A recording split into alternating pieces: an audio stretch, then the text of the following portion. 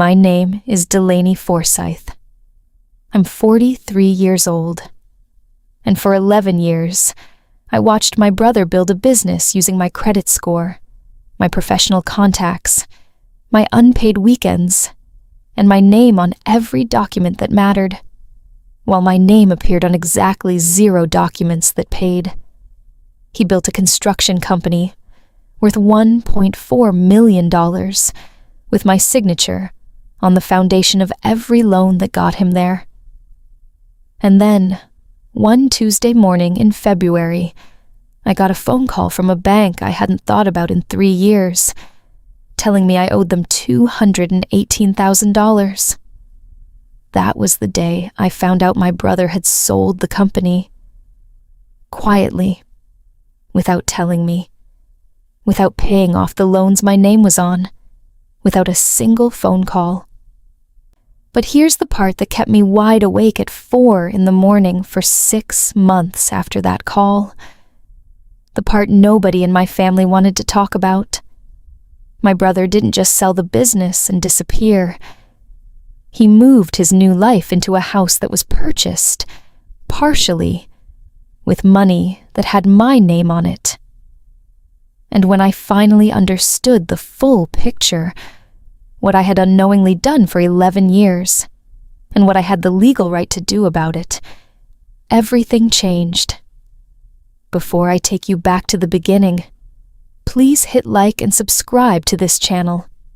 Drop your city, and what time it is where you are in the comments below. I read every single one, and I need to know who is sitting with me tonight for this story.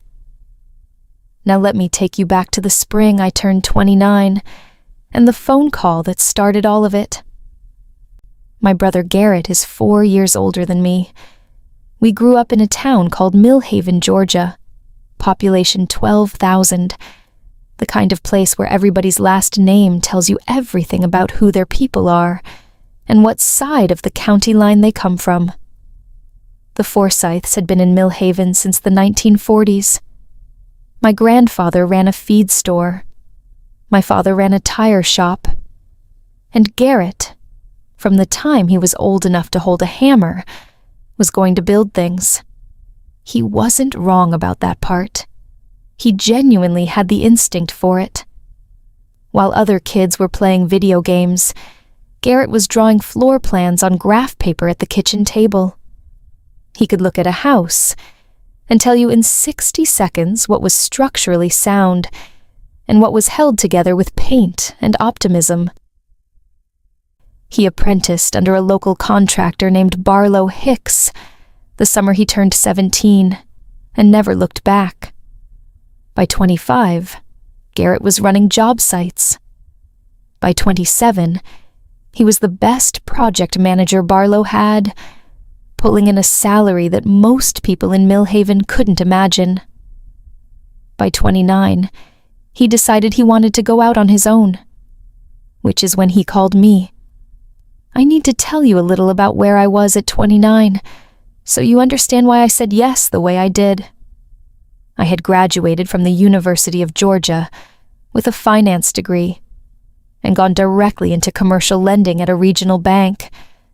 I understood credit structures and debt instruments and collateral requirements in the way that most people understand the rules of a game they play every day. I was good at my job. My credit score was 791. I had never missed a payment on anything, and Garrett, who had spent his entire adult life building things with his hands and not particularly worrying about paperwork, had a credit profile that told a different story. Late payments on a truck loan, a collections account from a medical bill he had forgotten about for 2 years, a thin credit history overall, because he had simply never needed much credit and had never been disciplined about the credit he did have. When he called to tell me about the business idea, Forsythe Construction, residential renovations and light commercial work in the greater Millhaven area, I was proud of him. Genuinely. He had a real plan. He had a client lined up already. a developer named Terrence Waugh, who wanted to flip 6 houses and needed a reliable contractor. He had a former colleague, a man named Roy Britton, who wanted to come in as a field supervisor. He had equipment and pricing figured out on a legal pad. What he didn't have was credit. Roz, he said. He'd called me Roz since we were children, a shortened version of my middle name Rosalind that nobody else used. I need a cosigner on the startup loan, just until the business establishes its own credit history. A year, maybe 2. Then I refinance into the business name, and your name comes off. How much? I asked. $65,000. Equipment, insurance deposit, working capital. I thought about it.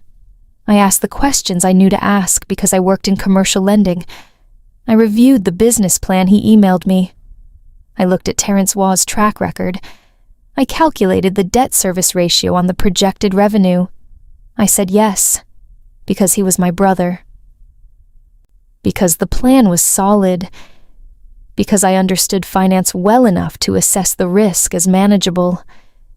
And because in my family, you helped each other, which was a value that had been installed in me so thoroughly that I had never once questioned whether the help always flowed in both directions. That was my first mistake, not saying yes to a co-signed loan for a business I believed in. That part was reasonable. My first mistake was not understanding that the year, maybe 2, became forever, that the 1 loan became 7, and that my name coming off never happened. Because once your name is on the foundation, the whole structure leans on it, and nobody wants to disturb the foundation. Let me tell you about Garrett's wife, because this story does not make sense without her. Dana Forsythe, née Calloway, was a woman who had an extraordinary talent for making you feel like every good idea she had was actually your idea.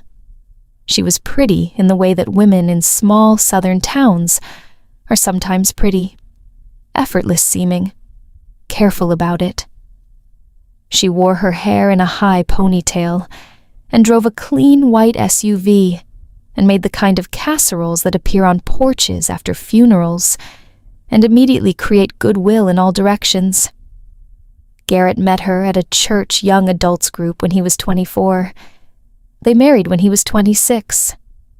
She had a degree in communications from a state school and worked as an office manager at a pediatric dental practice, a job she held for about 3 years before she and Garrett decided she would handle the administrative side of the business instead. That decision seemed practical at the time. Dana was organized. She was good with people. She had the bandwidth to manage the office work while Garrett managed the field work, and keeping the administration in the family meant they didn't have to hire a full-time bookkeeper right away. What I did not understand, not for years, was that Dana handling the administrative side meant Dana controlling what Garrett knew about the financial structure of the business, which meant Dana controlling what Garrett thought I knew, which meant that when there was a gap between what was happening on paper and what Garrett believed was happening on paper, Dana was the only one who knew both sides. I am not going to tell you Dana was evil. She was not a cartoon.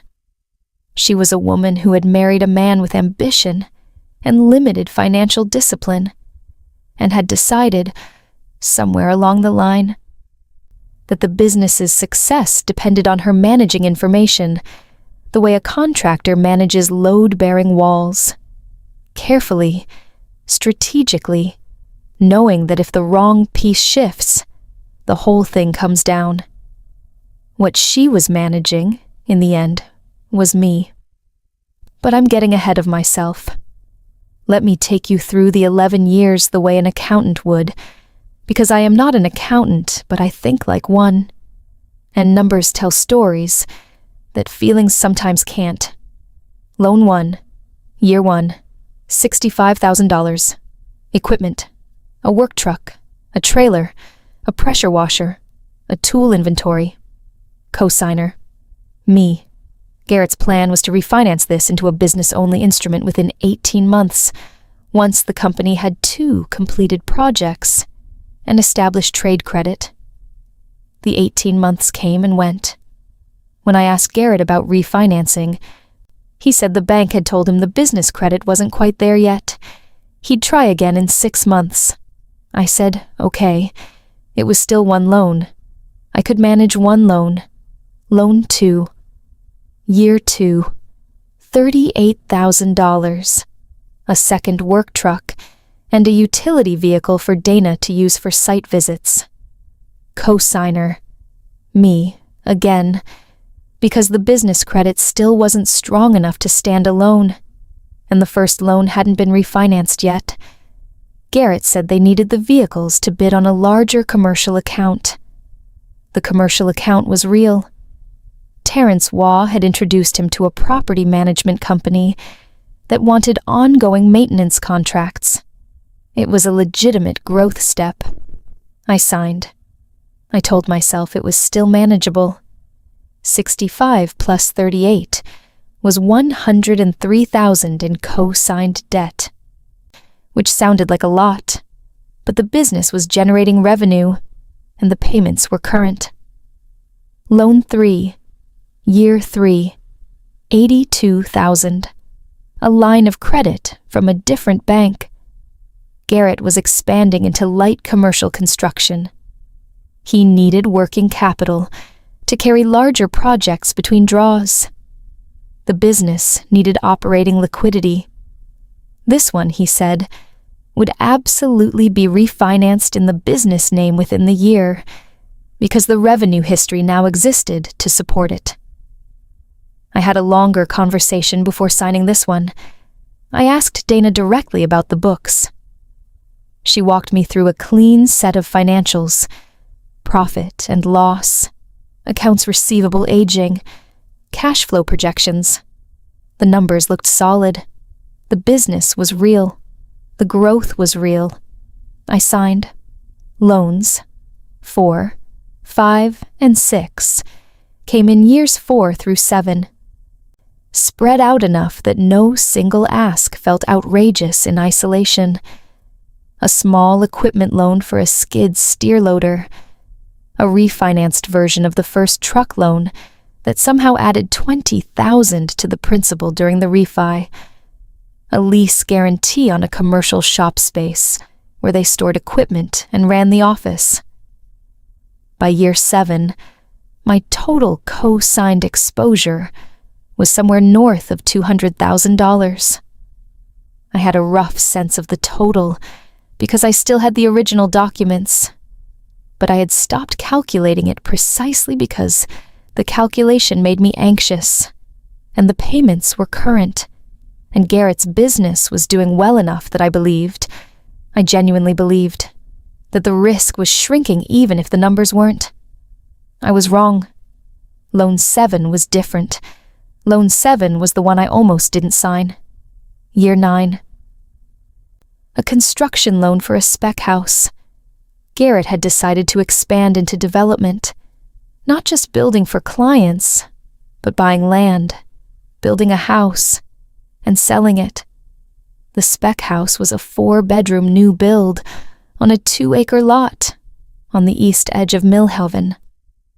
Total project cost, $320,000. He already had a private investor for half. He needed a bank construction loan for the other half. The bank required a personal guarantee from someone with sufficient creditworthiness. Garrett's credit had improved, but not enough for a construction loan of this size. The investor wasn't willing to personally guarantee. That left me. I said no. The first time he asked, I said no. This was different from the equipment loans and the line of credit.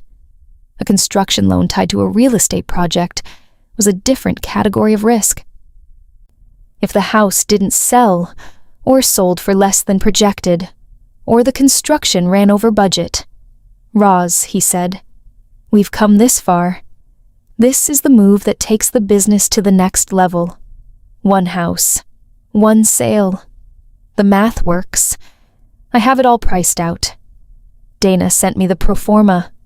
The numbers were conservative and well-structured, and showed a projected profit of $72,000 on the sale. I said I'd think about it. My friend Carla, I'll tell you about Carla properly in a moment, sat across from me at a coffee shop and said, with the quiet precision of a woman who had watched this unfold for years, "What does your gut say?" My gut said don't. I signed anyway. Because that is what I had always done. Because 11 years of saying yes had made yes the path of least resistance. And no felt like a disruption of something I had never formally agreed to, but had become responsible for maintaining. I signed, and I filed the document in the growing folder in my home office that I labeled, with a dark humor that I only shared with Carla, the Garrett files. Let me tell you about Carla before I go further, because she is one of 2 people who kept me sane through everything that came after. Carla Jennings and I met at the bank, where I worked in my late 20s. She was in business development. I was in commercial lending. We bonded over a shared contempt for a particular manager who scheduled 7 a.m. meetings as a power move, and have been close friends ever since. Carla left the bank a few years before I did, and started her own financial consulting practice. She worked primarily with small businesses on cash flow management and loan structuring, which meant she understood exactly what Garrett's loan portfolio looked like from a risk perspective. She had been watching it build for years, with the quiet, contained expression of a woman who understood she was seeing a structural problem and was not in a position to fix it. She had said things, careful, measured things, the way you say careful, measured things to someone you love about a situation they don't seem ready to fully examine. Delaney, do you know what the total co-signed exposure is right now? Have you ever gotten anything in writing about the refinancing timeline? If the business were to be sold, what happens to those loans? I had answered her questions with the kind of slightly evasive confidence that people use when they don't want to look at something directly. The payments are current. The business is profitable. Garrett said he's going to refinance everything into the business name when the right moment comes. Carla never pushed past my evasiveness. She planted the questions and left them with me, and I carried them without fully answering them. Until the February morning when the bank called. It was a Tuesday, 7:40 in the morning. I was in my kitchen making coffee, still in my work clothes, because I had a 9 o'clock presentation and was running 15 minutes ahead of schedule for once. The number on my phone was from a bank I recognized, one of the smaller regional banks, where Garrett had a line of credit. I answered, expecting it to be a routine call about something administrative. Ms. Forsythe, this is Michael Adkins from Keystone Commercial Lending.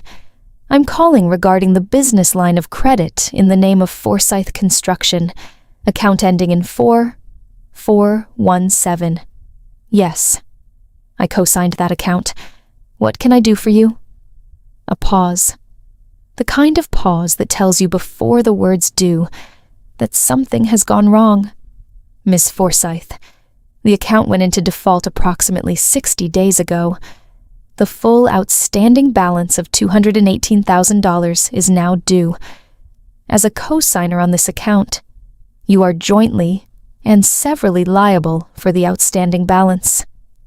We've been attempting to reach the primary account holder, a Garrett Forsythe, but have been unsuccessful. We're contacting you to discuss resolution options. I set down my coffee mug. not put it down. Set it down. The careful, deliberate motion of someone whose hands are no longer quite steady. I'm sorry. Can you say that amount again? $218,000. I sat down at my kitchen table. The presentation on my laptop screen was still open. A series of slides about regional market trends that, in this moment, felt like a communication from a parallel universe, where I was a normal person, having a normal morning. When you say you've been unable to reach the primary account holder, we have a last known address that appears to be vacant. His personal cell phone is disconnected. He is no longer the registered agent of Forsythe Construction, LLC, which was dissolved effective January 15th of this year. I looked at the wall. My kitchen has a print above the table, a photograph of the Georgia coast that I bought at an art fair about 8 years ago. I stared at that photograph. The company was dissolved. That is correct. My brother dissolved the company. According to our records, yes, without paying off this loan. Ms. Forsythe, I understand this is a great deal of information to receive. I want to be clear that this is not a call designed to cause alarm. It is a courtesy call to inform you of your legal obligations as a co-signer before we proceed to formal collection activity. I said something, I don't remember what, and ended the call. I sat at my kitchen table for 45 minutes. The presentation never got finished. I called in sick for the first time in 4 years. And then I called Carla. She came over inside of an hour. She had a yellow legal pad and a pen, and the focused look she gets when she shifts into problem-solving mode, which is the same look I imagine a surgeon gets before making the first incision. Talk, she said. Everything you know. Start from the beginning. I talked for 2 hours. She wrote. She asked questions at precise moments. She did not express surprise or sympathy until I finished, at which point she set down her pen and said quietly, "How much did you know about the sale?" "Nothing. I didn't know there was a sale. I didn't know the company existed to be sold. I didn't know he was dissolving it." "Has he called you?" I checked my phone. 3 missed calls. All from an Ohio number I didn't recognize. No voicemails. "He's in Ohio?" Carla asked. "I don't know. I didn't know he'd left Georgia." She looked at her legal pad. "Okay. I need you to pull every document you have, every loan agreement, every co-signed disclosure, every amendment, the Garrett files." I went to my home office and came back with a manila folder that was 3 inches thick. Carla opened it and started reading. She read for a long time. I made more coffee. She declined it. She turned pages. She made notes. She moved papers around on my kitchen table into groupings I couldn't immediately decipher. Finally, she looked up. "You know this is worse than you thought," I figured. "The line of credit. That $218,000. The interest rate on that account is variable. It's been accruing at a default rate since the account went delinquent. By the time this gets to formal collections, you're looking at closer to $240. I nodded. "The construction loan on the spec house. That's a separate instrument. Is that one current?" "I don't know. I haven't heard from that bank." "Call them today," she said, "because if the company dissolved without resolving the construction loan, and the spec house was sold or transferred..." I called the construction lender while she sat across from me. The spec house had sold 8 months ago. The construction loan had been paid off from the proceeds of the sale. I was off that particular hook. Okay. Small mercy. Carla made a note. The truck loans? Paid off years ago. The equipment loan, Also paid off. The shop lease guarantee. The lease was 2 years. It expired. I wasn't renewed. So what we have is the line of credit. $218,000. Accruing. In your name. Because he defaulted and disappeared. Yes. She closed the folder and looked at me. Delaney. Where did Garrett go? I spent the next 2 weeks learning things I should have known, and things I couldn't have predicted, and things that, once I understood them, reorganized my understanding of the previous 11 years into something I barely recognized. Here is what I found out. Garrett had sold Forsythe Construction. Not dissolved. Sold. The dissolution filing was a paperwork step in the asset transfer, not the whole story. He had sold the client relationships, the equipment, the ongoing contracts, and the trade name to a larger construction company based in Atlanta, called Meridian Build Group. The sale price, according to documents that became available to me later through a process I will explain, was $1.4 million. $1.4 million. He had been negotiating that sale for 18 months. During those 18 months, he had been calling me periodically to check in, to have normal conversations, to ask about my job and my apartment, and whether I'd started dating anyone after my divorce 2 years earlier. Normal conversations. Nothing about the sale. Nothing about the default he was setting up. Nothing about what would happen to my name on that line of credit when the company transferred assets and left the liability behind. He had also bought a house. A 4-bedroom house in a suburb of Columbus, Ohio, purchased 3 months before the company dissolved, in his and Dana's names, for $420,000. Cash transaction. No mortgage. He had taken his proceeds from the sale, paid off the assets he chose to pay off, the construction loan, because the construction loan had collateral that could have been seized, and left the line of credit, the unsecured one, the one with my name on it, for me to handle. It was not an accident. That is the part I had to sit with. It was not a disorganized man who forgot about a loan. It was a deliberate decision about which debts were worth paying and which ones could be left to the co-signer, because the co-signer had no leverage and would probably absorb it the way she had absorbed everything else. In the column of things I had absorbed, $65,000 in startup debt, 11 years of financial risk, a credit score that had dropped 40 points from the aggregate co-signed exposure, the second truck that Dana drove for 3 years, the shop space that held equipment I had never operated, my signature on every document that mattered, attached to none of the equity. In the column of things Garrett had absorbed, $1.4 million. I drove to Millhaven the week after the bank called, not to see anyone in particular. I don't entirely know why. Maybe to stand in a place that had a before and an after for me, to feel the ground under my feet before I decided what to do next. I drove past the shop space, a different company logo on the sign now.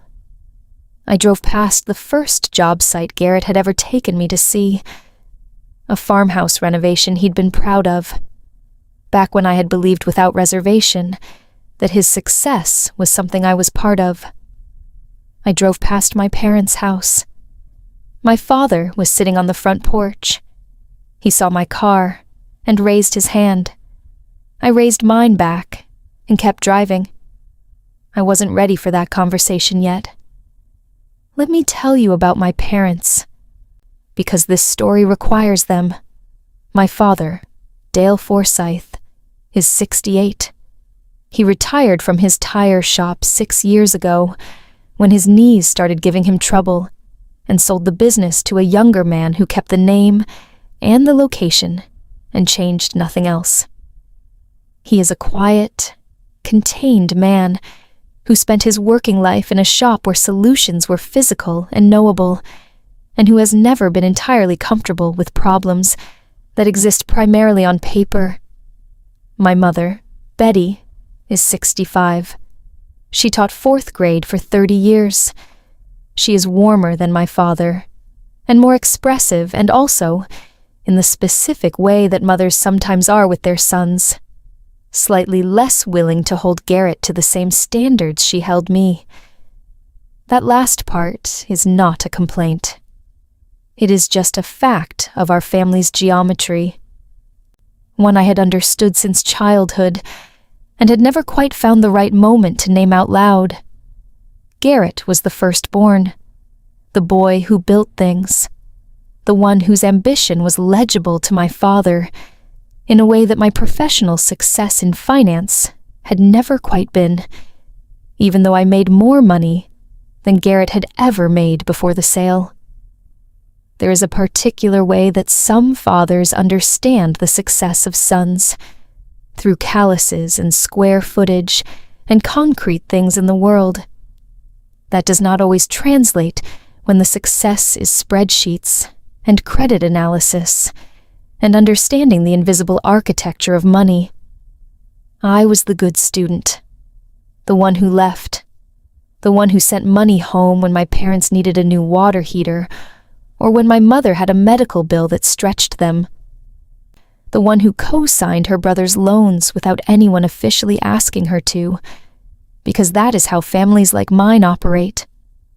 The most capable person carries the weight, and nobody explicitly acknowledges the weight, because explicitly acknowledging it would require acknowledging the imbalance, and the imbalance is more comfortable when it remains unnamed. What I know now, with the clarity of distance and anger and 2 years of therapy, is that I had been carrying the weight for so long that the weight had become invisible to everyone in my family, including me, including Garrett. He didn't think of himself as someone who was taking advantage of his sister. He thought of himself as someone whose sister helped him, the way family helps each other, and who had made a business decision that happened to leave a line of credit in her name, because that's just how things sometimes go in business. I know this because he eventually told me. I'll get to that part. Carla is not a lawyer, but she had spent 20 years working with small businesses and commercial lenders, and she understood the landscape well enough to know who I needed to talk to. She called a contact of hers, an attorney named Patricia Holden, who specialized in commercial debt and co-signer liability cases. Patricia was 50-something, direct in the way of someone who has spent a career delivering unwelcome information and has made peace with it. And she had a particular focus on co-signer rights that turned out to be exactly what I needed. We met in her office on a Thursday afternoon. Patricia read through the documents. She asked questions. She made her own notes. She was quiet for a long time. Then she looked up. "Ms. Forsythe, I want to be clear about what I see here. This is a joint and several liability situation, meaning the lender can pursue you for the full amount, regardless of what your brother does or doesn't pay. That's the bad news." I nodded. The good news is that co-signer liability, while legally binding, is not the end of the story. There are several avenues worth exploring. First, if your brother received proceeds from a business sale that were sufficient to cover this debt, and chose to apply those proceeds elsewhere, while leaving a co-signed liability outstanding, there may be a fraudulent transfer argument, not a slam dunk, but worth investigating. She continued. Second, if you can demonstrate that you provided value to the business, unpaid services, professional consulting, anything that contributed to the business's ability to function and generate revenue, there may be a basis for a claim against the proceeds of the sale, for unjust enrichment. Again, not guaranteed, but these are threads worth pulling. Third, and this is the part I'd want to understand better, you mentioned that the spec house sale generated proceeds that were used to pay off a construction loan. Was there a profit above and beyond the construction loan payoff? I thought about it. The pro forma Dana had shown me had projected a $72,000 profit. If the house had sold near projections, potentially, I said. Where did that profit go? I didn't know. Patricia leaned back. Ms. Forsythe, I'm going to suggest that before we do anything else, we understand the full picture of Forsythe Construction's financials over the past 3 years. The sale price, the asset allocation, where the proceeds went, what was paid off, and what was not. Because if there was money available to pay off this line of credit, the one with your name on it, and a deliberate decision was made not to, the legal landscape changes considerably. How do I find that out? I asked. She looked at me over her reading glasses. I have a forensic accountant I work with regularly, she said. Her name is Ren Cho. She's very good. If there's a trail, she'll find it. Ren Cho was 41, slight, and had the organized calm of someone who had seen every variety of financial mess and had long since stopped being surprised by any of it. She charged $450 an hour and was worth every dollar. She spent 3 weeks reconstructing the financial history of Forsythe Construction, from public records, business filings, the documents I had kept in the Garrett files, bank statements I was legally entitled to as a co-signer, and a set of records that the Atlanta-based Meridian Build Group was legally obligated to produce as part of the asset sale documentation. What she found rearranged everything. The business sale had closed for $1.4 million. Of that, $600,000 had been allocated to tangible assets, equipment, vehicles, inventory. $800,000 had been allocated to goodwill, client relationships, and ongoing contracts. Of the total proceeds, the construction loan had been paid. 2 equipment loans that were in the business's name alone had been paid. Payroll through the date of dissolution had been paid. Various vendor accounts had been paid. The line of credit, the one with my name on it, had not been paid. According to Ren's analysis, the available proceeds at the point of that decision were approximately $900,000. The line of credit balance at that time was approximately $200,000. There had been more than enough money to pay it off.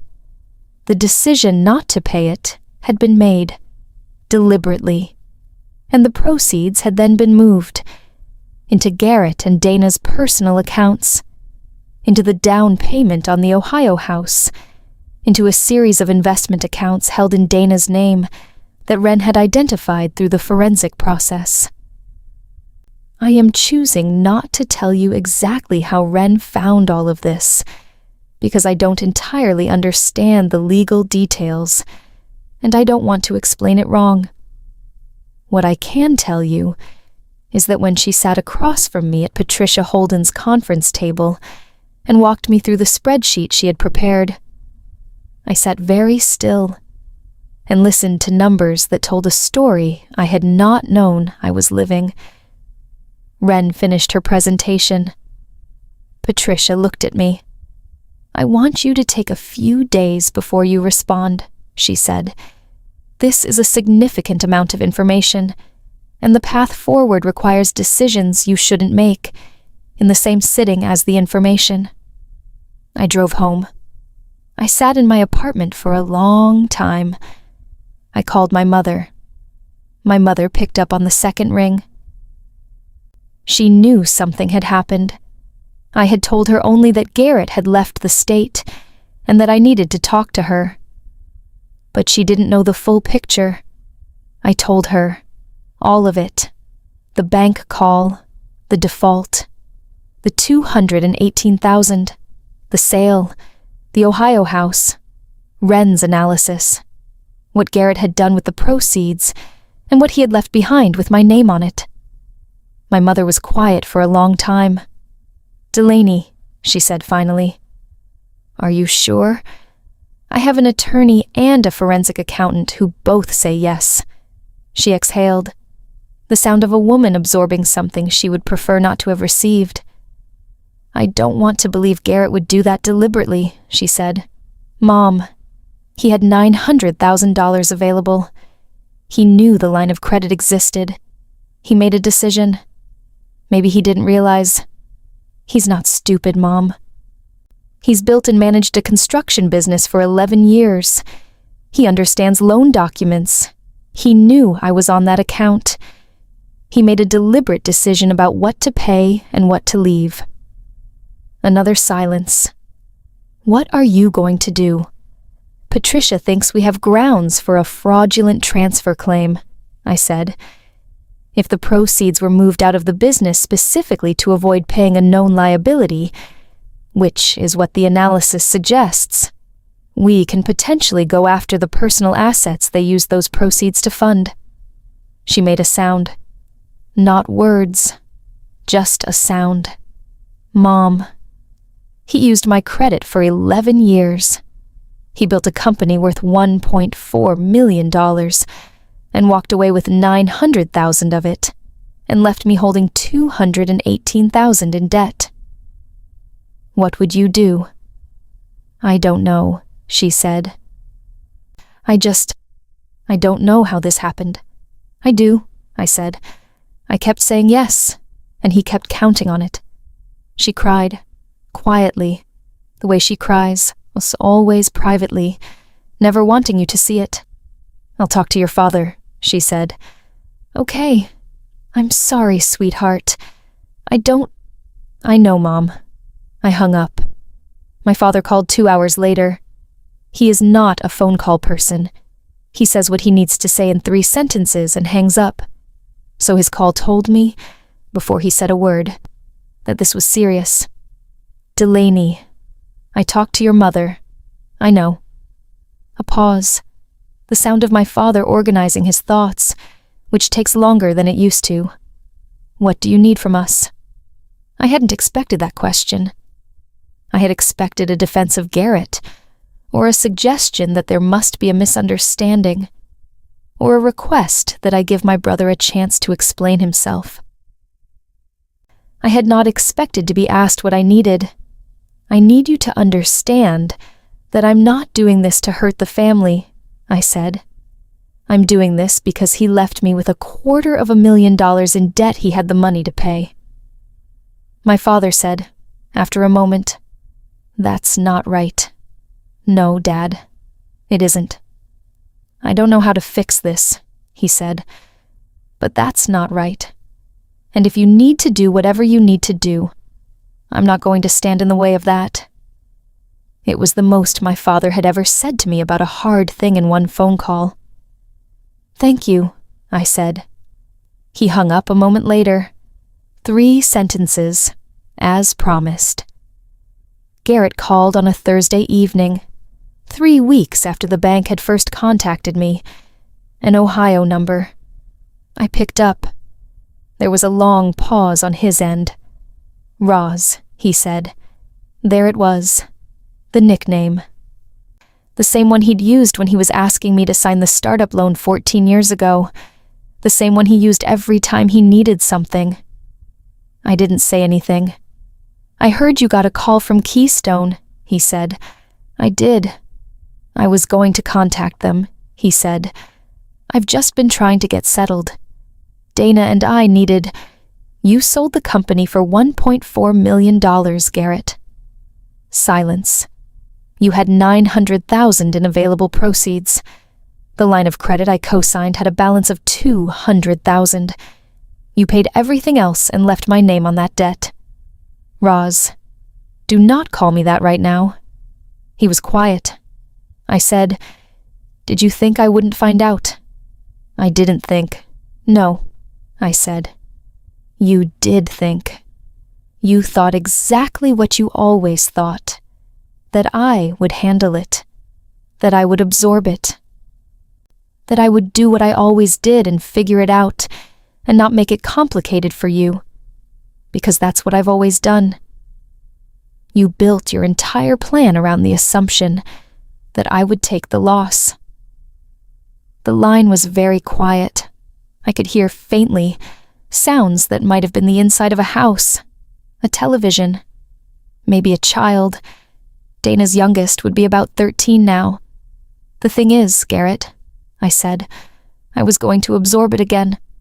When I first got that call, my instinct was to figure out how to handle it, how to protect my credit, how to manage the payments, how to fix it quietly without making it a thing. Because that's what I do. That's what I've always done for you, he said. I'm sorry, Roz. I know this wasn't fair. I have a forensic accountant who documented where every dollar of that sale went. The silence changed quality.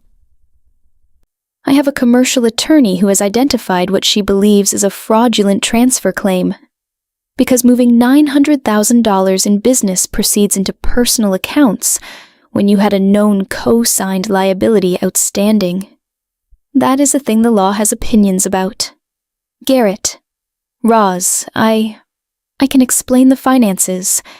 It was more complicated than... Patricia Holden is the attorney. She will be contacting your attorney next week. I don't want to do this the hard way. I'm telling you that because I think you deserve to know that I'd rather resolve this directly. But I am not going to absorb this. Not again. He was quiet for a long time. Then he said, quietly, I didn't think you'd fight back. I know, I said. I used to count on you not to. I hung up. I want to tell you this part carefully because it's complicated and because the truth of it is less cinematic than you might expect. Garrett hired an attorney in Ohio. The attorney's name was Francis Capriotti, who had a reputation, according to Patricia Holden, for trying to settle cases before they became expensive. That was, in the end, useful. The fraudulent transfer claim was real, but uncertain in outcome. Patricia was honest with me about this. Courts examine intent, and proving intent is difficult. What we could demonstrate was that the money existed, that the liability was known, and that a deliberate allocation decision had been made. Whether that rose to the legal standard for fraudulent transfer would depend on a judge and a set of facts that could be argued from multiple directions. What we could also demonstrate, with Wren's documentation, was the 11 years of co-signed exposure and the business's growth trajectory, which established a relationship between my financial support and the company's ability to access capital. Patricia used the phrase unjust enrichment in several communications with Capriotti, which is a legal concept that basically means you benefited from her. You knew you were benefiting from her, and you did not compensate her for that benefit. The combination of the fraudulent transfer argument and the unjust enrichment argument created, as Patricia explained it, enough uncertainty for Garrett's position. That settlement started to look attractive. The negotiation took 4 months. I will spare you the legal back and forth, because it was mostly tedious and sometimes infuriating, and I spent a lot of it sitting in Patricia's conference room, trying to appear more composed than I felt. Carla came to 2 of those meetings, because having her next to me with a legal pad made me feel less alone in a room full of papers and professional voices, talking about my life as a set of financial instruments. Here is what the settlement looked like. Garrett and Dana agreed to pay off the outstanding balance on the Keystone line of credit directly. $218,000 plus accrued interest paid to the bank, removing my name from the liability permanently. Garrett agreed to pay $110,000 directly to me, which Patricia had structured as compensation for the unjust enrichment claim. Essentially, a fraction of the value that my co-signed credit support had contributed to the business's ability to grow and eventually sell for $1.4 million. In return, I agreed not to pursue the fraudulent transfer claim, not to file a complaint with any financial regulatory body, and to release Garrett from any further legal claims related to the business or the co-signing. Total resolution: $218,000 paid to the bank, $110,000 paid to me. I had spent 11 years providing my name, my credit, my risk, my professional judgment in evaluating those loans, and my blind trust to a business I had no equity in. I received $110,000 and the removal of a debt that should never have been mine to carry. Is that justice? I don't know. Patricia said it was a very good outcome, given the legal uncertainties. Carla said it was more than most people in similar situations ever see. I said, "It is what it is," and I signed the settlement agreement, and I did not feel triumphant. I felt tired. And then, gradually, over the weeks that followed, I felt something I hadn't felt in 11 years. I felt light. I went to see my parents the weekend after the settlement closed, not to celebrate. There was nothing to celebrate exactly, but because I had told my father I would, and because there was a conversation I had been putting off that I needed to have. My mother made a roast, the kind she made on Sundays when we were growing up. We sat at the kitchen table that had been in that house for 30 years. The salt and pepper shakers were the same ceramic chickens they'd always had. The wallpaper was the same faded yellow stripe. It felt like sitting inside a memory. After dinner, my father pushed back from the table and looked at me. He said, "I want to say something." My mother looked at her hands. "I should have asked more questions," he said. "When Garrett told me you were helping with the business, I should have asked what that meant, what you were taking on. Your mother should have too." I looked at him. "We let it be a family thing," he said, "helping each other." And we didn't look at whether the helping was going the same direction. Mom looked up. Her eyes were red at the edges. "I knew you were doing more than you let on," she said. I could hear it in your voice when Garrett's name came up sometimes. And I didn't push, because I was afraid of what I'd find. "That's honest," I said. "It's not enough," she said. "Knowing and not asking is the same as not wanting to know." And I should have wanted to know. I sat with that for a moment. I said, "I didn't tell you the whole picture either. Some of that is on me. I thought if I said it out loud, it would become a problem, and I didn't want it to be a problem. I thought it would resolve itself. It's easier to keep the peace than to name the weight," my father said.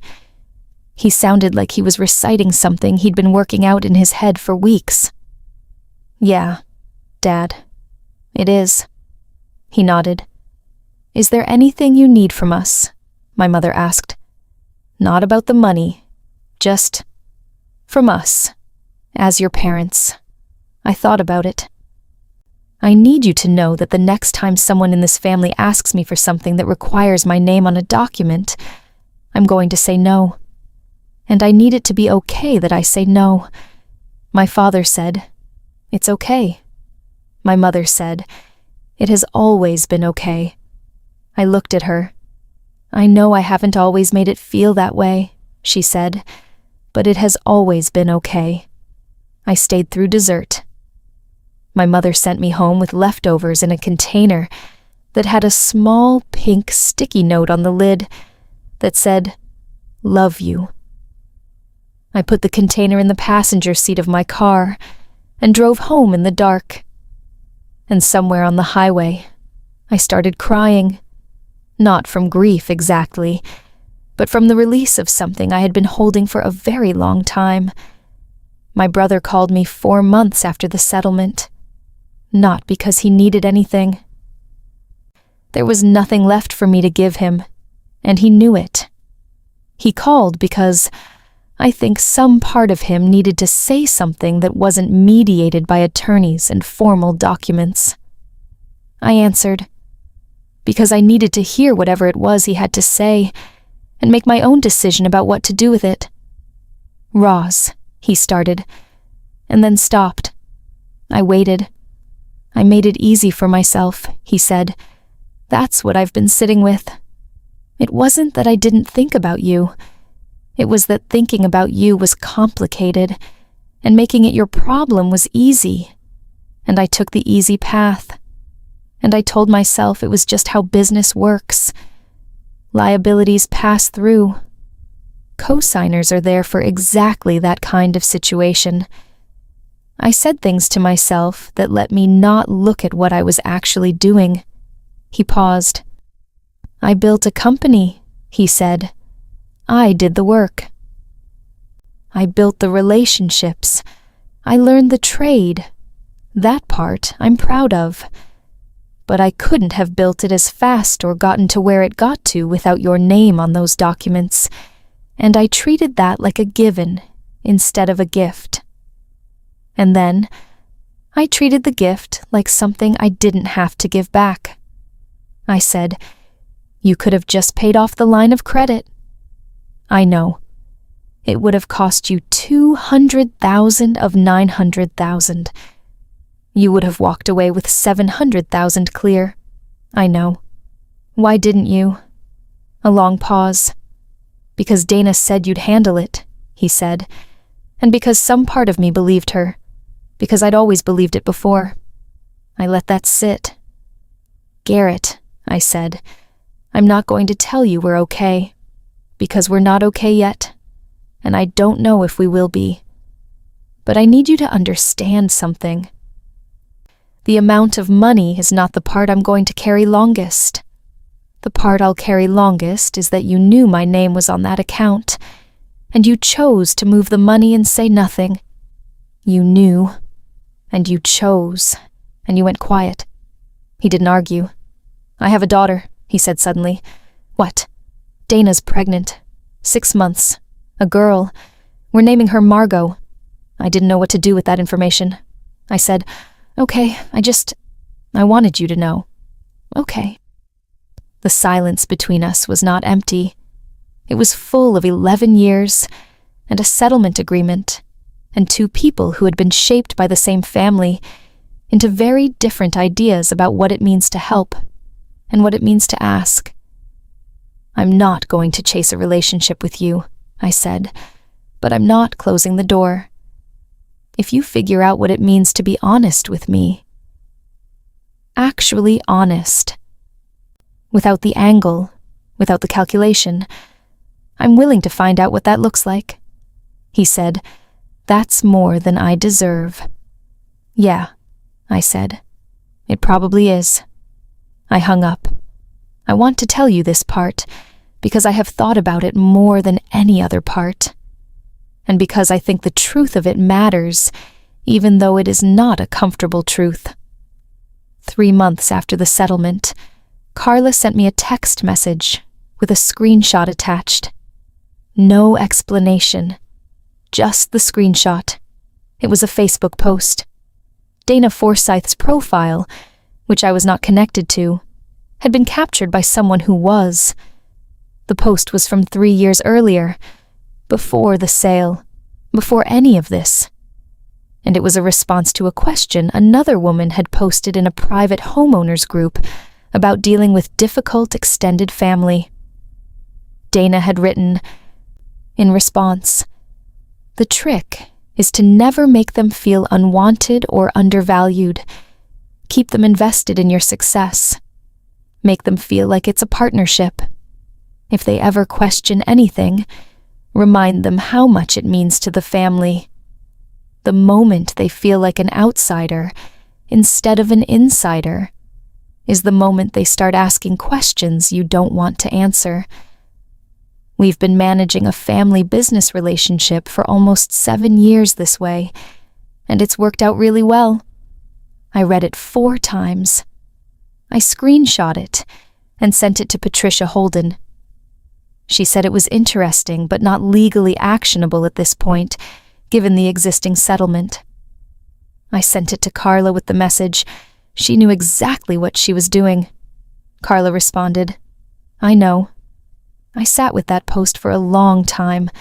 The word managing, the phrase "you don't want to answer," the calculation of it, the 7 years, which matched almost exactly the period during which Dana had been handling the administrative side of Forsythe Construction, handling what I saw, what I was told, what questions I asked, and what answers I received. I am not a conspiracy theorist. I don't think Dana had a master plan from the moment she married my brother. I think she was a woman who understood leverage and who had, over time, made a series of decisions that served her interests while being framed as serving everyone's interests, and that when the largest decision came, the one about where to move $900,000 and what to tell the co-signer, she was the one who shaped it. I think my brother is not innocent. I want to be clear about that. He made the choices. His name is on the sale documents. He is accountable for what he did, but I also think that he had a partner who was very good at making sure he kept making the choices that served them, and that I had mistaken her management of the narrative for my brother's genuine confidence in me. My brother trusted Dana more than he trusted his own conscience. And his conscience, buried under 11 years of her framing, told him I would be fine. I will not pretend that knowledge brought me peace, but it brought me clarity, which is sometimes the better thing. I want to tell you what I did with the $110,000 from the settlement. Not because the amount is what matters. It isn't. But because what I chose to do with it says something about where I landed. I paid off my car. The car payment had been a manageable thing. But carrying any debt felt different to me after months of having a co-signed liability hanging over my name, and I wanted to be out of all of it. I took 3 weeks off work and went to Portugal, not because I am the kind of person who goes to Portugal to find herself. I am skeptical of that narrative, but because I had not taken a real vacation in 4 years, and my body needed to stop moving at the speed I had been moving. I spent the rest of the money in 2 decisions that felt, when I made them, like decisions my grandmother would have approved of if I had a grandmother who would have approved of financial decisions, which I did not. But you understand the sentiment. I opened a self-directed retirement account in my own name and contributed the maximum I was legally allowed to put in for the year, not for Garrett. Not as a co-signer, mine, in my name alone. And I hired Carla to do an independent financial audit of my own life, my assets, my liabilities, my retirement trajectory, my credit structure, and help me build a plan for the next 20 years that depended entirely on my own income and my own decisions, and nobody else's name or debt or need. The audit took 6 weeks. The plan took 3 more. Carla handed me the final document across her desk one Thursday morning, 83 pages with charts and projections and scenario analysis. On the cover page, She had written in marker, "This one's just yours." I kept that cover page. It's in a frame on my home office wall now. I look at it sometimes when I'm sitting at my desk working, and it reminds me of something I learned late, but have not forgotten. Yours is a word with weight. It means something when it applies to you, and it can only apply to you if you are willing to hold on to it. Not aggressively, not at the cost of generosity, but firmly, with your own hands, in your own name. I spent a lot of this story on Garrett and Dana and the money and the lawyers and the settlement. I want to spend the last part of it on me, because this story is actually about me, even though it often felt, in the living of it, like it was about everyone else. I am 43 years old. I live in a city I chose, in an apartment I lease in my own name, working a job I have built over 15 years through competence and consistency, and a genuine talent for understanding the architecture of money. I went through a divorce 3 years before all of this began. A separate story, not one I'm telling today. And I came out of it with a better understanding of the difference between being a partner and being a resource. That distinction, partner versus resource, became the central thing I kept returning to in the therapist's office in the year after the bank called. My therapist's name is Sylvia, and she is in her 50s and has a warmth that coexists with a clarity that I find useful and sometimes uncomfortable. She asked me once, about 8 months into our work together, "What did you believe your role in Garrett's life was?" I said, I thought of myself as his support, his anchor on certain things. She asked, "Did he think of himself that way toward you?" I thought about it. "No," I said. "I don't think he thought about what he was to me. I think he thought about what I was to him." She said, "That's an asymmetry." "Yes." She said, "And did you know it was an asymmetry?" I had to be honest with her. I knew it wasn't perfectly balanced, I said. I told myself that was okay, because he needed more support than I did. He was running a riskier thing. I was more stable. "So you made your own stability into a reason to need less?" I thought about that for a long time. "I made my stability into a reason to give more," I said. She wrote something down. She said, "The thing about being the stable one is that you get assigned that role permanently. Stable people don't get to have moments of instability. Stable people don't get to say, actually, this is too much, because the family has organized itself around your stability, and your stability serves the family. And the moment you become unstable, or the moment you simply stop providing stability on demand, the whole structure has to reorganize, and that reorganization is costly. So everyone has an interest in your stability continuing, including you." I sat with that. I said, "I kept being stable because it was the identity that worked." She nodded. "And because the alternative, saying this is too much, I need something to be mine. I need to be supported instead of just supporting, felt like a failure." "Yes." She said, "What would have happened if you'd said that at year 3 instead of year 11? I thought about it. Garrett might have found another way to grow the business. Yes. Or he might have grown it more slowly. Yes. He might have been angry. Yes. He might have found a different cosigner. She let the list sit. "And you would have had a different 11 years, she said. I looked at the wall. "I'm not asking you to grieve the 11 years, she said. I'm asking you to notice that your history of saying yes was a choice, an understandable one, made for reasons that made sense inside a particular family system, but a choice. And choices can change, she said. That's the point. I want to tell you about one specific Tuesday in October, about 14 months after the bank first called me. I was at my desk. Nothing unusual was happening.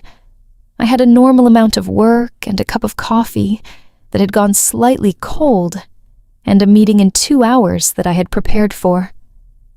My phone buzzed. A Georgia number I didn't recognize. I answered. Is this Delaney Forsythe? Yes. Ms. Forsythe. I'm calling from Meridian Build Group in Atlanta. I'm the head of project finance. I understand you have a background in commercial lending. I do. We've been growing rapidly, and we're looking to build out our internal finance function. I got your name from a mutual contact. Terrence Waugh, actually, who speaks very highly of your analytical work. I hadn't talked to Terrence Waugh in years. He had been Garrett's first client. He had, apparently, paid attention to who had been keeping the business's financial structure coherent. The call lasted 45 minutes. By the end of it, I had an appointment for an interview the following week. I want to be very precise about something here. The irony of this moment is not lost on me. Meridian Build Group, the company that had bought Forsythe Construction, that had paid Garrett and Dana $1.4 million for a business that I had helped make financially creditworthy, was now trying to hire me. My competence had outlasted my brother's company. My reputation had traveled, and the people who had observed the real work, Terrence Waugh, apparently, among them, had connected the dots between what Forsythe Construction had been capable of and who had been doing the financial scaffolding underneath. I went to the interview. I met the CFO, a woman named Vanessa Park, who reminded me of Carla. Direct, numbers first, no patience for theater. We talked for 2 hours. She showed me what she was trying to build, and I showed her what I knew how to build. And at the end of it, she said, "We'll be in touch," in the way that sometimes means, "We'll be in touch," and sometimes means, "We want you." It meant the second thing. I spent 3 weeks deciding. The job was good. The salary was significantly better than what I was making. The work was interesting. Vanessa was a leader I thought I could learn from. The company had bought my brother's business. There would be moments, I knew, when that fact would be present in the room with me. I called Patricia Holden. Any legal reason I shouldn't take it? She said, "None. The settlement is closed. You have no ongoing relationship with Forsythe Construction or its successors. This is a separate employment relationship with a company that happens to have acquired certain assets." I called Carla. She said, "Take the job, Delaney. Don't let Garrett's decisions shrink your options." I took the job. On my first day, Vanessa walked me to my office. A real one, corner, with windows on 2 sides, and said, "We hear you know how to build something. Let's build it." I set my bag on the desk. My nameplate was already on the door. My name, my title, Director of Project Finance. I touched the nameplate. "My name," I said, in a room that belonged to my work and not to anyone else's need. Vanessa raised an eyebrow. I said, "Nothing. Let's get to work." It is a Saturday morning in March. The light comes through my apartment windows at the angle it only gets in early spring, pale gold and optimistic. I have coffee. I have the plan Carla built with me on my desk, the 83 pages that are mine. I have a job that requires what I actually am and compensates me accordingly. Garrett and I do not speak regularly. He sent a photograph of his daughter Margot shortly after she was born. a small pink face with her father's forehead, and a message that said she's here. I sent back a single emoji, a heart, because whatever else is true, that baby is not the story, and I am not so hardened that I can't acknowledge a new person in the world. He sent back, "Thank you. We are not close. I don't know if we will be." The settlement resolved the legal thing, but the thing underneath the legal thing, the 11 years of assumption and absence, and the final calculation he made in a lawyer's office in Ohio about whose name could carry the loss, that is not resolved by paperwork. That resolves, if it resolves, through time and honesty, and a renegotiation of who we are to each other when I am not the resource. I have not decided yet whether to pursue that renegotiation. I am leaving the door at a crack. My mother calls on Sundays. We talk about small things mostly. Her garden, my job, a book she is reading, a show she is watching. But sometimes the conversation goes somewhere real, and when it does, she does not flinch from it the way she used to. She is practicing directness at 65, which is a thing I find both late and admirable. My father called last month on a Tuesday, which is not when he usually calls. He said, "I talked to Garrett." "What about?" He said, "About what a man owes the people who helped him." I told him what I thought. I asked, "What did you think?" He said, "That you can't build something on another person's foundation and not acknowledge it. That's just what's right." I said, "What did he say?" He said, "Not much, but he listened." I said, "Okay, Dad." He said, "Are you all right?" I said, "Yeah, I really am." He hung up after 2 sentences, which for him is a long conversation. Carla and I have dinner the first Thursday of every month. We go to a restaurant near her office that has good wine and unremarkable food, and enough ambient noise that you can say real things without feeling like you're performing them. We always split the check. This is not a comment on anything. We just both believe in splitting the check. Last month, she looked at me across the table and said, "You know the thing I kept watching all those years?" I said, "The loans." She said, "Not just the loans, the way you talked about them. Every time I asked a question, you had an answer that was technically accurate and emotionally a little sideways. The numbers were fine. Garrett's doing well. The business is profitable. You were giving me the facts to prevent me from asking the next question. I know."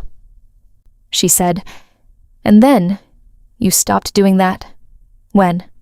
She said, "The morning you called me from your kitchen. You just said what it was. No management, just the thing itself. I thought about that. I was too scared to manage it," I said.